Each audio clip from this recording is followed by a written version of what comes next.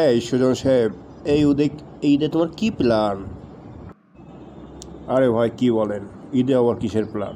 ঈদে সকালবেলা নামাজ পড়বো, তারপরে এসে সিমাই খাবো, তারপরে বিরিয়ানি খাবো, তারপরে ড্রিঙ্কস, তারপরে আবার বিরিয়ানি। আরে ঈদ মানে তো নতুন জামা কাপড় কিনাও। তুই কি নতুন কোনো জামা কাপড় কিনছস ভাইয়া? ভাই জামা কাপড় তো কিনছিলাম, কিন্তু জামা কাপড় তো ছোট হয়ে গেছে, কি এক সমস্যায় পড়লাম বলেন তো।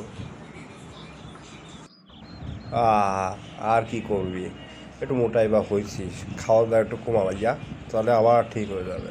আর তোরা ঈদের সময় যে পরিমাণ সেলফি তুলিস, বাবা রে বাবা, মাথায় নষ্ট। ভাই ভালোই বলছেন। ঈদের সময় সবচেয়ে বড় আতঙ্ক কি জানেন? বড় ভাইদের থাকে সালামি নেওয়া। ঠিক বলছিস রে ভাই, এখন তো আমাদের বড় ভাইরাও বলে যে তোরা বড় হয়ে গেছিস, তোরাই তো আমাদের দিতে পারিস সালামি।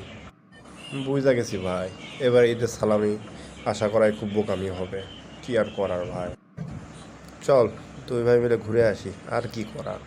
ঈদের নাই দেখবানি কি করা যায়। ও ভাই চলেন, জায়গা ঘুরে আই, দেখি কি করা যায়, এসব ভাইবে লাভ নাই।